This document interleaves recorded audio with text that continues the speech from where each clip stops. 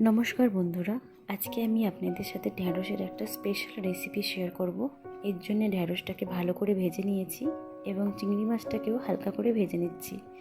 আর লাগছে কিউব করে কেটে রাখা পেঁয়াজ, কুচি করে কেটে রাখা পেঁয়াজ ও রসুন, কিউব করে কেটে রাখা টমেটো এবং আদা রসুনের পেস্ট।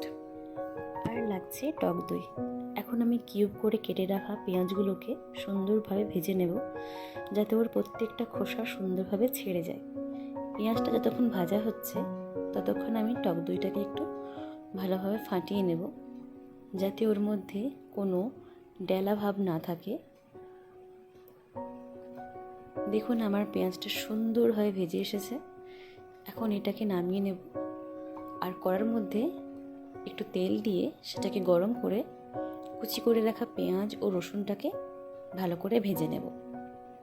যেহেতু পেঁয়াজ রসুনটা ভালো করে ভাজা হয়ে গেছে, এর মধ্যে দিয়ে দেবো আদা রসুনের পেস্ট, দিয়ে ভালো করে নাড়িয়ে নেব। আদা রসুনের কাঁচা গন্ধটা চলে গেলে এর মধ্যে এক এক করে মশলা দিয়ে দেবো, যেমন জিরে, ধনে, কাশ্মীরি লঙ্কার গুঁড়ো, ঝাল লঙ্কার গুঁড়ো এবং হলুদ গুঁড়ো। এটাকে ভালো করে সুন্দরভাবে মিশিয়ে নিয়ে তারপর এর মধ্যে দিয়ে দেব কুচি করে রাখা টমেটোগুলো। টমেটোটা ভালো করে মিশিয়ে নিয়ে এর মধ্যে হালকা জল দিয়ে দেবো, যাতে টমেটোটা সিদ্ধ হয়।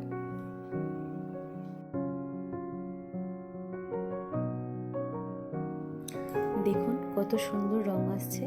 এখন আমি গ্যাসের ওভেনটা বন্ধ করে দেবো, দিয়ে ফাটিয়ে রাখা টক দইটাকে এর মধ্যে দিয়ে দেবো, দিয়ে ভালো করে মিশিয়ে নিয়ে এবার গ্যাসটাকে আমি অন করে দেব। এই সময় গ্যাসটা আমি বন্ধ করেছি, তার কারণ যাতে টক দইটা ফেটে না যায়। এটা ভালো করে লক্ষ্য রাখবেন, এভাবে বানাবেন। দেখুন কত সুন্দর রঙটা খুলে আসছে। এবার আমি খুন্তি দিয়ে ভালোভাবে টমেটোগুলোকে চেপে চেপে গলিয়ে দেব, যাতে রঙটা আরও সুন্দর আসে।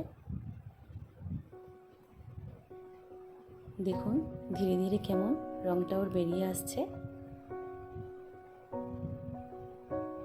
ক্যামেরাতে ভালোভাবে দেখা যাচ্ছে না, কিন্তু এই সময় ভীষণ লাল হয়ে রঙটা খুব সুন্দর হয়েছিল। এখন আমি ভেজে রাখা ঢ্যাঁড়সগুলো তুলে দিলাম। এবার ভালো করে মিশিয়ে নিতে হবে।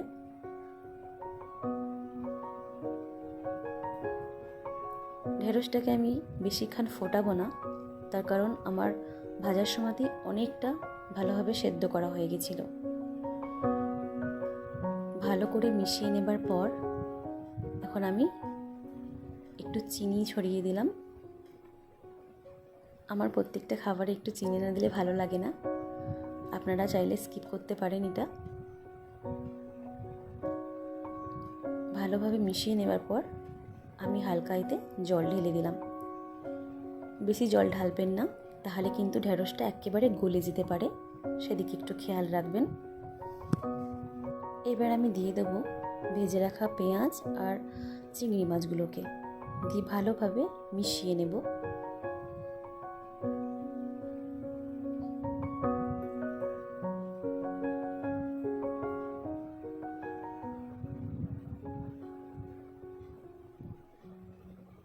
এখন আমি আরেকটু জল দিয়ে দিলাম, যাতে পেঁয়াজটা আরেকটু সেদ্ধ হয়। ঢ্যাঁড়স তো আমার আগে থেকেই সেদ্ধ হয়েছিল, তাই জলটা কিন্তু বেশি দেব না। সবজি রান্নাটা আমার কমপ্লিট হয়ে গেছে, তাই আমি একটা পাত্রের মধ্যে ঢেলে নিচ্ছি। দেখুন কতটা সুন্দর আর লোভনীয় হয়েছে দেখতে। যারা ঢ্যাঁড়স একেবারেই পছন্দ করেন না, তারা অবশ্যই একবার ট্রাই করুন বাড়িতে। আমি গ্যারেন্টি সহ বলতে পারি আপনিও এই সবজিকে ভালোবেসে ফেলবেন এবং বারে বারে আপনার বানাতে ইচ্ছে হবে। আমার এই রেসিপি যদি আপনার ভালো লেগে থাকে, একটা লাইক এবং কমেন্ট করে দেবেন। ধন্যবাদ।